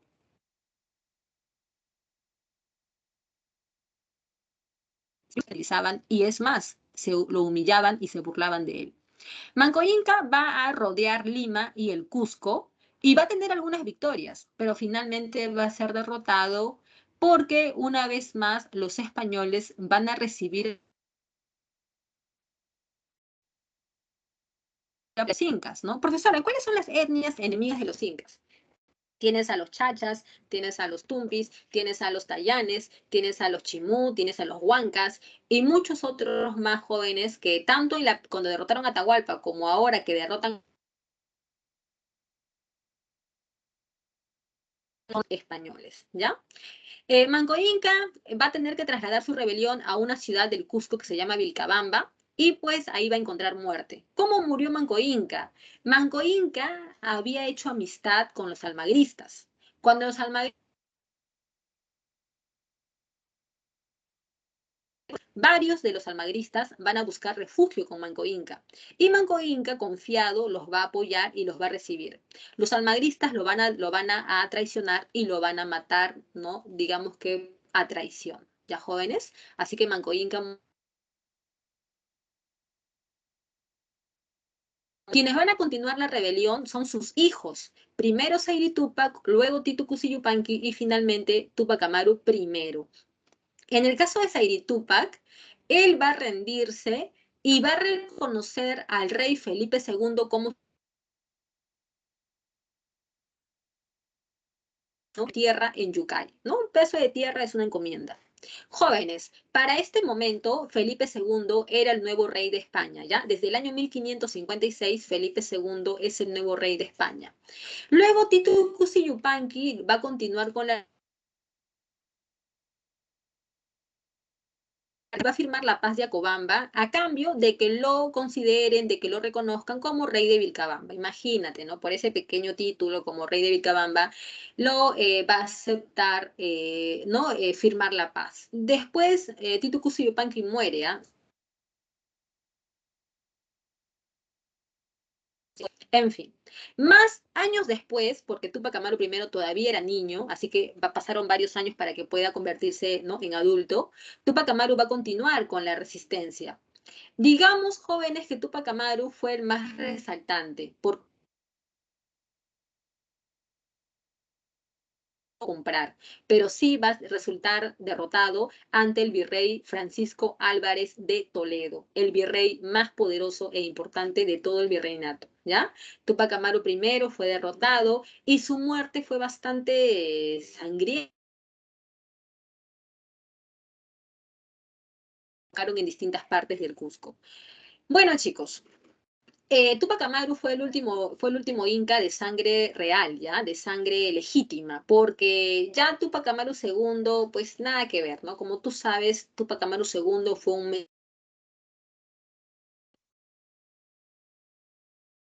fue el último inca legítimo, ¿no? Del Capac Cuna. Muy bien. Consecuencias, la élite inca se somete definitivamente. Hay un movimiento cultural llamado Taquioncoy que se va a desarrollar durante la resistencia de mucha llegada en la parte Sierra Sur, en lo que es pues el Alto Perú, la parte de Moquegua, Arequipa, Cusco. En esa zona va a tener mucha llegada. Lo va a liderar un indígena llamado Juan Chocne. Y básicamente lo que el Taquioncoy te quiere decir es que si tú estás sufriendo, si eres explotado por los blancos, si tú pasas hambre y mucho dolor, es porque has traicionado a tus ídolos andinos. Has preferido adorar al Dios de los blancos y te vistes como ellos y hablas como ellos. ellos. Además, tienes que volver a adorarlos, tienes que abandonar y tienes que rechazar la religión de los blancos y tienes que volver a adorar a tus apus, a tus apachetas, a tus momias. Entonces, eso es lo que el Taikyo Oncoy te dice, que rechaces la cultura de la religión de tus dioses andinos. El mito de Incarri aparece tras la ejecución de Tupac Amaru I. Yo te comenté que a Tupac Amaru I lo habían cortado en pedazos para de esa manera amedrentar a la gente para que no se vuelva. No fue así, porque la gente, en lugar de sentirse atemorizada, la gente volvió a reunirse con más fuerza y comenzaron a creer en una idea mesiánica. ¿Cuál es esa idea? Que alguna vez, algún día, los pedazos del Inca iban a volver al Inca y el Tahuantinsuyo iba a regresar. Esa idea mesiánica, aunque parezca un poco loca, un poco así disparatada, es una idea que los indígenas van a mantener por mucho tiempo, jóvenes, por mucho tiempo. Por eso que cuando llega a ver como un mesías, bueno, los indígenas lo van a ver como un mesías, como si fuera el Salvador que está regresando. Entonces ese mesianismo aparece con la ejecución de Tupac Amaru I y se le llama el mito de Incarri. El gobierno virreinal. El 42, recuerda que el virreinato fue creado en el año 1542 hasta 1821, que es la fecha de la proclamación de la independencia del Perú. Vamos a tener políticamente instituciones que son metropolitanas e instituciones que son coloniales.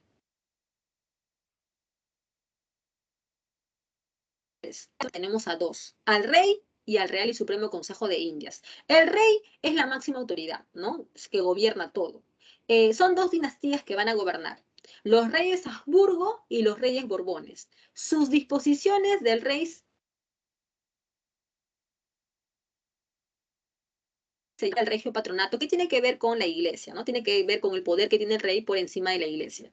En cuanto al Real y Supremo Consejo de Indias, es la institución que ayuda al rey en el gobierno de las colonias americanas. Digo colonias americanas. Nosotros. En Centroamérica también es otra historia y obviamente en América del Norte el Virreinato de México es otra historia. Así que digo que el Supremo Consejo de Indias gobierna las colonias americanas, porque no solamente somos nosotros, no solamente.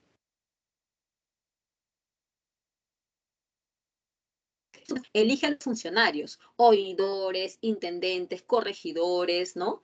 Elaboraba las leyes de Indias también, que son pues disposiciones que tienen que cumplirse aquí en América, y pueden ser tribunales de justicia en última instancia. Si en la judicial que tú tengas, tú puedes recurrir hasta el Real y Supremo Consejo de Indias para buscar un veredicto que te convenga, ¿no? O sea, que es como un máximo tribunal de justicia, pero digamos que cuando ya tú no encuentras más solución. A ver,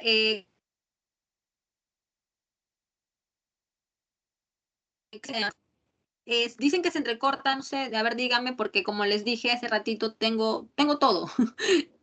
Disculpa, Carlos, si es que por momentos se entrecorta, ya no puedo hacer más, como se dice, trato de tener todo el internet acá para mí sola, de toda mi voy a tratar de llamar a mi servidora, claro, a ver que me diga por qué, ¿no? Ya chicos, discúlpenme, les pido disculpas porque no está en mis manos ese detalle de que se entrecorte. Voy a tratar de hablar fuerte, pausado, para que se puedan entender lo más que puedan, ¿ya? A ver,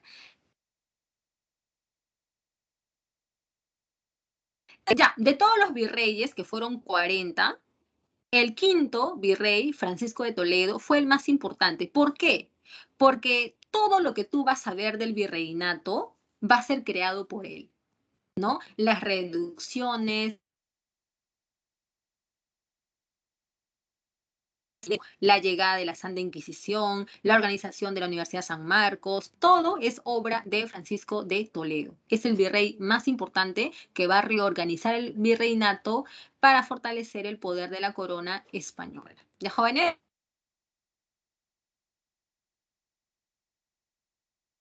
Mira, tú sabes que antes de los españoles, los indígenas se agrupaban en ayllus. Los ayllus estaban ubicados en distintas partes, puede ser en los cerros, en una montaña, en los valles, ¿no? En diferentes lugares. Para los españoles, problema total, porque si tú querías controlar a los indígenas, se te hacía muy difícil porque estaban dispersos, entonces eso complicaba el trabajo. Si tú logras reducir a los españoles a espacios, poder controlarlos mejor, vas a poder organizar su mano de obra de manera más eficiente. Es por eso que el virrey Toledo trajo a todos los indígenas de los ayllus y los va a colocar en las famosas reducciones que son los pueblos de indígenas. En esta parte de los valles, ahí los indígenas van a ser evangelizados, van a ser organizados en su mano de obra, entonces de esa manera se hace más eficiente el control de los indios, ¿no? Y esa fue idea del virrey Francisco de Toledo. Aquí en es una autoridad del virreinato, él puede comandar los ejércitos, puede también estar presente en asuntos de justicia, puede también administrar los recursos económicos, entonces tiene múltiples funciones, ¿ya?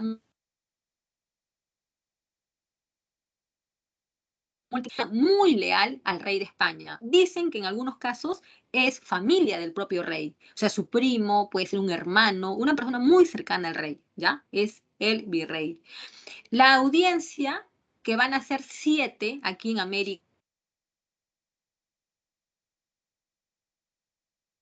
es un máximo tribunal de justicia conformado por jueces o también llamados oidores. Ellos pueden también, pueden dirigir el virreinato si es que el virrey ha muerto o está ausente, ¿ya? En fin, la última audiencia es la audiencia, la última que se va a crear en el siglo XVIII. Las provincias son los corregimientos que están a cargo de un corregidor. El corregidor es la máxima autoridad en su corregimiento, puede ejercer pues funciones civiles, ¿no? ¿Ya? O sea, ¿qué significa? Significa que si tú tienes un problema, ¿no? A donde tú tienes que recurrir es a tu corregidor. A él tienes tú que buscar una solución. Si el corregidor no te da solución, tú tienes que recurrir a la Real Audiencia. Y si la Real Audiencia el Real y Supremo Consejo de Indias, ¿no? Entonces tienes que seguir ese orden, ¿ya? El corregidor cobra lo que es el tributo indígena y también tienen que organizar la mano de obra, o sea, la mita. Esas funciones el corregidor lo hace con el apoyo de él que apoya al corregidor cobrando el tributo indígena y organizando la mano de obra a través de la mita. El corregidor también realiza repartimientos, hoy llamados repartos de mercancías. Estos repartos de mercancías, pero los corregidores lo hacían para aumentar sus ganancias. ¿Cómo es el repartimiento, jóvenes? En el repartimiento, a ver qué me están diciendo por acá. Ah, ya. El que apoya al corregidor Diana es el cacique, ¿ya? El cacique, mira, el caso es muy importante, muy clave, porque el cacique es el que está día a día cerca a los indígenas y sabe cómo controlarlos, sabe cómo tratar con ellos. El corregidor no se acerca al indígena porque para eso está el cacique.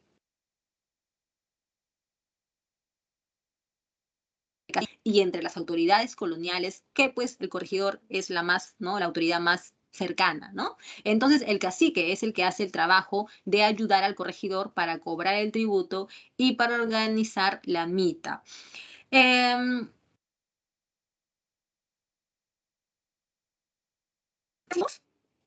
Vamos a suponer que yo soy su corregidora de ustedes.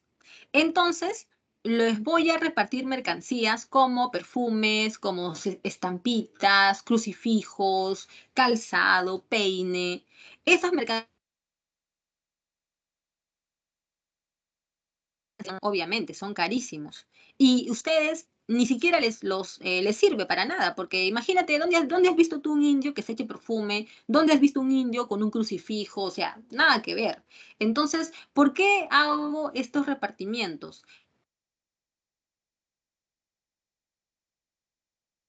Eso les exfolia porque los deja pues sin ningún centavo, ¿no? Porque tienen que pagar esos productos caros y es algo totalmente injusto. Los corregidores hacían eso, aunque les vuelvo a repetir que no era legal. Y en eso también muchos caciques también caciques que eran buenos, como también habían caciques que eran malos, ¿no? Bueno, también están los cabildos que eran como municipios, o sea, no te estoy diciendo que eran igual que los municipios, se parecía bastante, pero no es exactamente igual. Lo integraban un alcalde con su regidor, porque los propios vecinos de Lima comenzaron a organizarse para tener, ¿no?, una institución para que puedan ver el tema de los mercados, la limpieza, el orden, ¿no? Pagar algo para poder, ¿no?, construir, pues,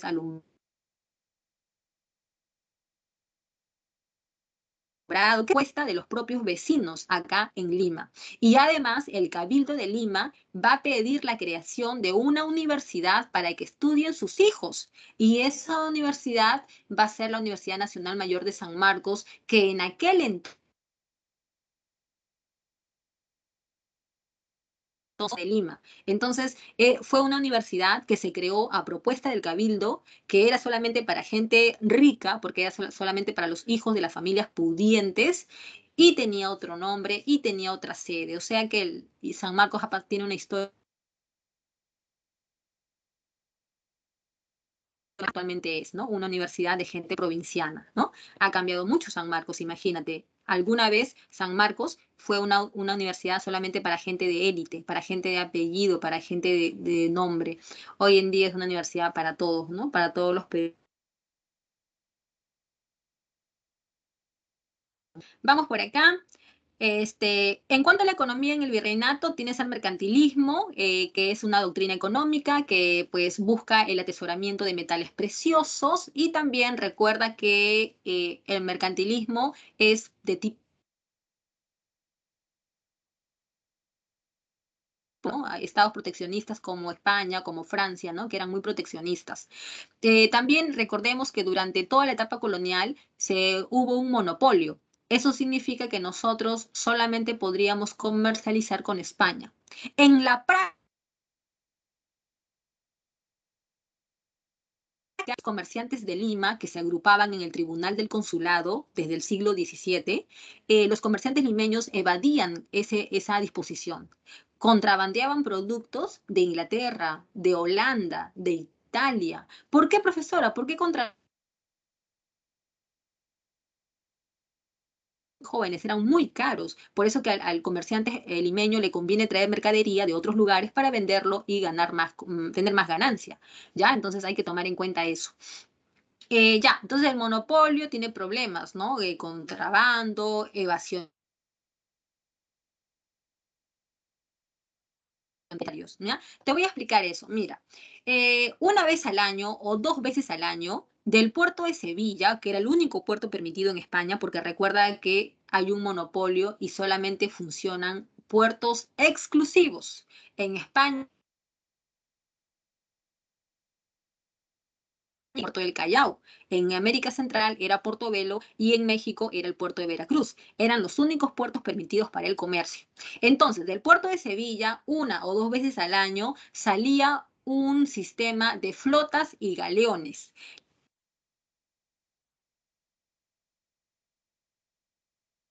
Mientras que los galeones eran buques armados, ¿no? Armados de la corona española. ¿Por qué las flotas se acompañaban con buques? ¿Por qué? Porque en los mares del Océano Atlántico existían piratas y corsarios.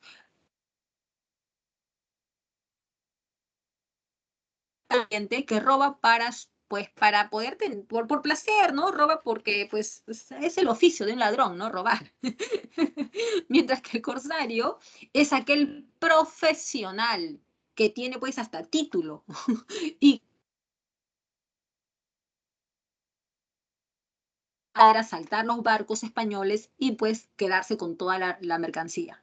Estos corsarios eran contratados por la famosa reina Isabel I de Inglaterra y estos corsarios eran pues, personas totalmente, eran como jóvenes, eran realmente marinos, ya los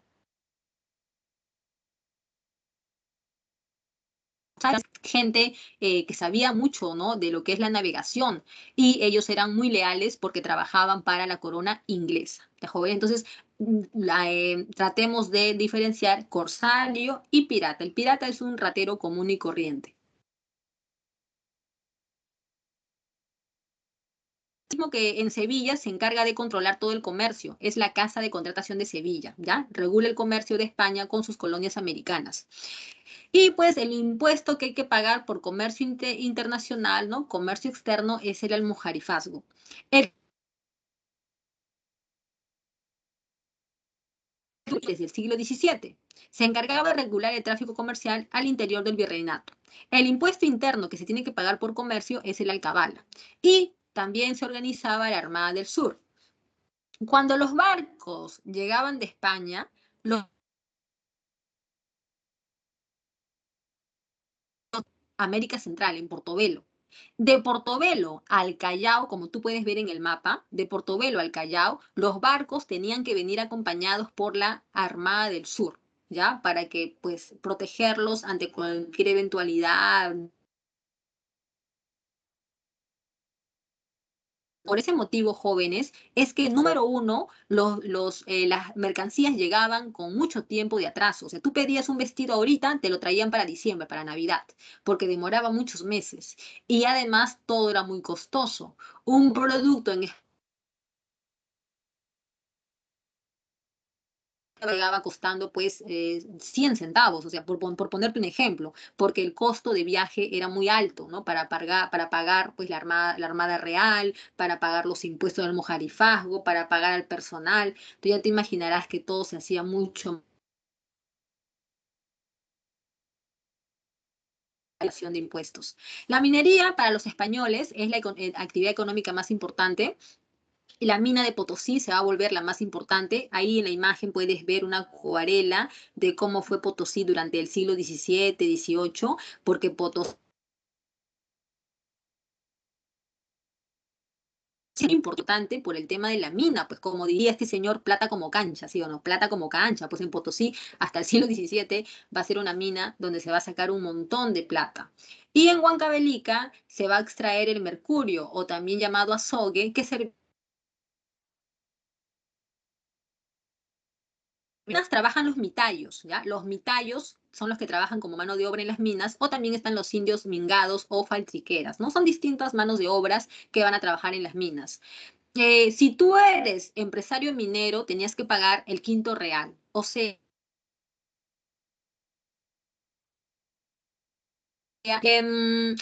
consecuencias de la minería, que Potosí se volvió muy importante, llegó a tener hasta 170.000 habitantes durante esos años y hubo una ruta de la plata, ¿no? Del Cusco a Potosí, realizada por los arrieros, ¿ya?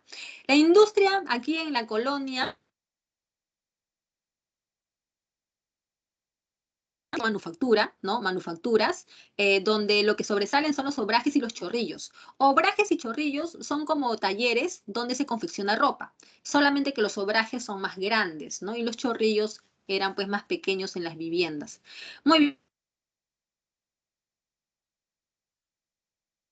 Tenemos en la colonia que existen, que se va a dividir en repúblicas, solamente dos, ¿ya? La República de Españoles y la República de Indios. Profesora, ¿y los negros no jóvenes? ¿Sabes por qué? Porque los negros no son considerados humanos, son muy sensible al oído, ¿no? Pero no eran considerados como personas, entonces no hay república de negros, ¿ya? Esa idea venía de la iglesia en aquel entonces.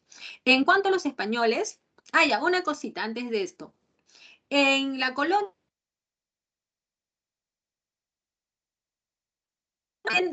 digamos que una forma de dividir a la sociedad era por tu riqueza, por tu ocupación, por tu apellido o por tu raza. ¿Qué significa eso, profesora?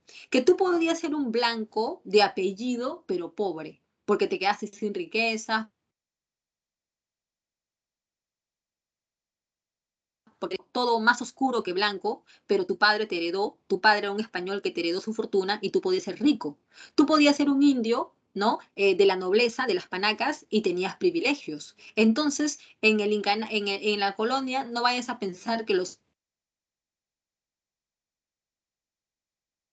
Sí, habían blancos pobres, como también habían blancos de clase media y blancos ricos, como también habían indios que eran pobres, ¿no? Y también habían indios de las panacas. Y también habían mestizos miserables, pobres, como también habían mestizos que lograron tener apellidos,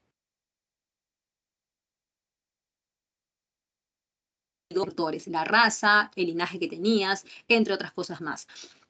En los españoles tienes dos grupos, los peninsulares y los criollos. El peninsular, o también llamado chapetón, no, de manera despectiva, no, o sea, no es que a ellos les hubiera gustado que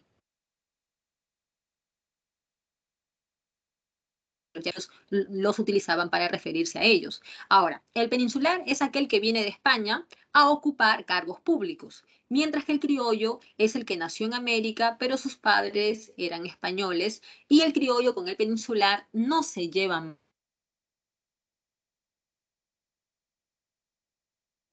Los indios tienes también dos grupos, los de la nobleza indígena, que son pues las antiguas panacas, ¿ya? Son las antiguas panacas que siguen siendo parte de la nobleza, pero indígena, y ahí vas a encontrar a los curacas. El curaca es de la nobleza, tiene privilegio en el Colegio San Francisco de Borja, que se ubicaba en el Cusco, ¿ya? Y el curaca podía tener riquezas, podía tener, pues, propiedades, podía tener, pues, ¿no? Cacicazgos, como por ejemplo Tupac Amaru II, que tú sabes que Tupac Amaru II, Camarca, Tungazuca y ya me olvidé el otro ya. Eran tres cacicazgos y dicen por ahí que Tupac Amaru II tenía hasta sus propias minas y encima era arriero. Entonces, imagínate que los curacas podían tener muchas riquezas. Hay libros, he leído libros enteros de las riquezas que podían tener los curacas, que fueron, ¿no?, los más resaltantes durante la colonia. Y los indios de cédula son los indios como tú y como yo, que trabajamos, que pagamos tributo. Ahora, ¿quiénes son los forasteros? Reducción. ¿Por qué se escapa, profesora? Porque en tu reducción tú estás empadronado. Ah, ya, ¿tú cómo te llamas? Yo me llamo Juancito Pérez. Ya, muy bien. Juancito Pérez, tú tienes que pagar tributo cada mes. Ya. Pero si tú te escapas a otra reducción,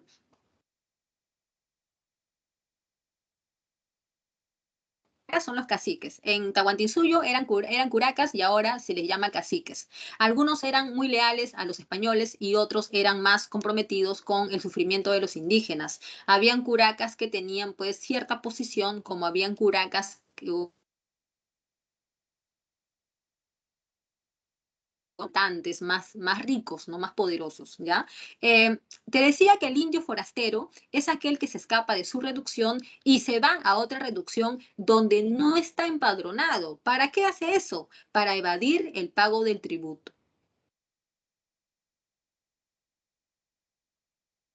Tú podías, no sé, y ahí tú evades el pago de tu tributo. El esclavo es aquella persona de ascendencia africana, ¿no? A los negros, como solemos decir, que principalmente van a vivir en la costa porque en la sierra no se aclimataban. El negro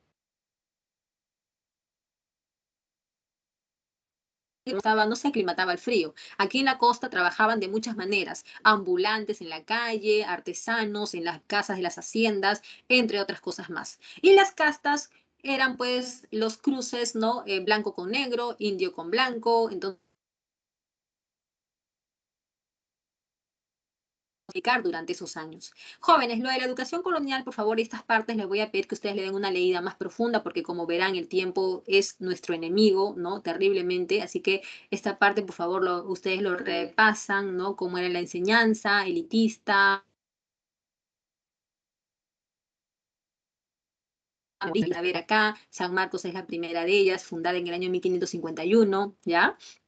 Por acá tenemos la Iglesia Católica, las órdenes religiosas, ¿no? Los dominicos, que son uno de los primeros en llegar al Perú. Ahí está Vicente Valverde, que acá, los franciscanos que se conocieron por sus misiones en la zona de Selva Central, los agustinos también, y los jesuitas que van a ser los más destacados. Los jesuitas son los que van a ser expulsados con las reformas borbónicas y la Inquisición, jóvenes, que fue terminar acá en el virreinato peruano hasta el siglo XIX, ya que va a ser no ya anulado con las Cortes de Cádiz. Ya jóvenes, una cosita, los indígenas no eran, digamos que castigados por la cualquiera podía ser castigado por la Inquisición, menos el indígena. El indígena no era castigado con la Inquisición porque se supone que el indio recién está evangelizándose y no es justo que sea castigado de la misma manera que el negro y el blanco que sí conocen. El arte colonial, como puedes ver, lo que resalta es arquitectura, escultura, pintura. Los temas son predominantemente religiosos porque de lo que se trata es que la religión pueda, digamos que el indio reciba la religión a través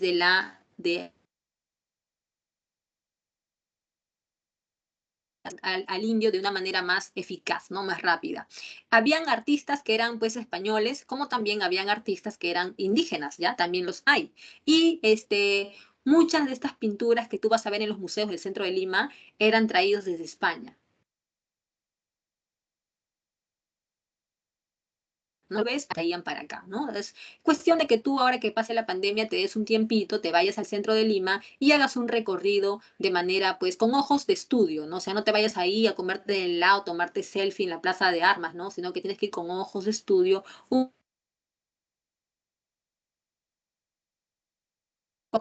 en el centro de Lima, ¿ya? Chicos, por aquí vamos a dar una pequeña explicación para ya terminar porque uy, el tiempo ha sido malísimo. Las reformas borbónicas se van a aplicar en el siglo XVIII. ¿Quiénes lo van a aplicar? Los reyes borbones. ¿Por qué? Porque crisis política y económica y hay que tomar acciones de manera rápida. Se van a aplicar tanto en Francia como en España y también en América. El objetivo en España es que España vuelva a recuperar su poder modernizándose. En el caso de América, el objetivo es desplazar del poder a los criollos. ¿Por qué, profesor, a los criollos? Porque durante todo ese tiempo, los criollos acá en América se habían fortalecido. Los criollos hacían lo que querían sin tener ningún tipo de castigar a esos criollos, hay que desplazarlos para que la corona española pueda recuperar esa presencia que había perdido y también hay que mejorar la recaudación tributaria. ¿Por qué? Porque si España está en crisis económica, necesita más ingresos económicos que tienen que ver con mejorar la recaudación tributaria. Se van a crear nuevos virreinatos, como ustedes pueden ver acá en el mapa. El virreinato peruano, que era demasiado extenso, ahora va a ser dividido. En la parte norte se crea el virreinato de Nueva Granada y en la parte sur el virreinato del Río. Las capitanías jóvenes, como por ejemplo el caso de Chile, el caso de Venezuela, Guatemala o Cuba, que también eran capitanías, son lugares donde se envía un militar con el título de capitán. ¿Por qué? Porque la gente de que se les someta definitivamente, ¿ya? Vamos a ver, jóvenes, que se van a crear las intendencias. Las intendencias son casi, casi igual que los corregimientos, con la diferencia que las intendencias son más grandes. El corregimiento es como una provincia. La intendencia después de la rebelión de Túpac Amaru II. Por acá tenemos, chicos, que se va a decretar la ley de libre comercio, lo cual va a poner fin al monopolio comercial. Eso va a ser en el año 1778 y va a generar mucho comercio, ¿ya? Acá en América, que con esta ley se van a aperturar nuevos puertos más. En total, aquí en América se van a aperturar más de 20 puertos y en España se van a aperturar más de 10 puertos. La Casa de Contratación de Sevilla se va a eliminar porque no va a tener sentido que siga existiendo, ¿ya? En cuanto respecto a las minerías, ¿no? Como la de Cerro de Pasco, Castrovirreina, Lucanas, Hualgayoc, entre otras más, ¿ya? El Tribunal de Minería es un organismo que se va a crear para que los mineros puedan un poco también reclamar por algunos derechos, ¿no? Para que no se les cobre tantos impuestos en la minería, ¿no? Impuestos, se van a crear nuevos impuestos y se van a establecer aduanas terrestres entre los virreinatos, ¿ya? El cobro de tributo se hace más rígido, más efectivo, se legalizan los repartimientos que antes se hacían de forma ilegal, ahora se van a volver legales. Y digamos que monopolio a ciertos productos, ¿no? Como la sal, el tabaco, que eran productos muy caros o estratégicos. Entonces, estos productos van a ser monopolizados por la corona y a eso se le llama estancos. Jóvenes, todas estas reformas van a traer mucho también de los mestizos y de los blancos. Es por eso que ante tanto descontento van a haber muchos problemas, ¿no? Sociales, como por ejemplo las insurrecciones andinas del siglo XVIII. La de Juan Santos Atahualpa, que fue porque los franciscanos explotaban a la población, enfermedades que habían traído. A Juan Santos Atahualpa nunca lo derrotaron. Después de 12 años de rebelión no lograron derrotarlo. A Tupac Amaru II, que se rebeló por distintos motivos, como por ejemplo, pues los repartimientos que eran abusivos, la explotación de los tributos, ¿no? Entonces Tupac Amaru II se rebela y finalmente lo van a derrotar en la batalla de Sangarará. Luego lo van a ejecutar, como tú ya has escuchado de tu colegio, ¿no? Jalándolo con los 4 caballos y después lo van a cortar en pedazos y después lo va a continuar. También va a ser derrotado y también lo van a ejecutar de la misma manera que Tupac Amaru II. Hay consecuencias de estas insurrecciones, como que se reparte, como que se pone fin a lo que son los repartimientos, como que se crea una audiencia en el Cusco, se prohíbe que los indios utilicen, entre otras cosas más. ¿Ya, chicos? Chicos, vamos a tener que despedirnos porque ya no podemos más. La siguiente semana, cuando hablemos de la campaña libertadora de San Martín, de Bolívar, vamos a ver esta partecita de acá, de la crisis del Imperio Español, para poder entrar con la independencia. Les pongo la línea de tiempo para que le tomen la captura de pantalla, como siempre. Ya, esta línea les ayuda bastante para que ustedes puedan tener una, digamos que un orden de los acontecimientos. Y les voy a dar las claves, ¿ya, jóvenes? Por favor, permítanme porque no sé qué. Número 1 van a marcar la A de avión, en la número 2 la C de casa, en la número 3 la D de dado, en la número 4 la C de casa y en la número 5 acá voy a tomar la captura que me piden también a mí siempre. Ya está. Y nos despedimos, chicos, ¿ya? Les prometo que la siguiente semana un poquito ahí empalmamos con lo que faltó hoy día de la crisis del Imperio Español, ¿no? Las rebeliones, bueno, las juntas de gobierno, y ya, pues será tema de la siguiente semana. Gracias por entrar a la clase. Estudien y cuídense mucho, ¿ya? Nos reencontramos la siguiente semana, Dios mediante, ¿ya? Gracias, chicos. Muchas gracias a ustedes. Nos vemos. Hasta luego.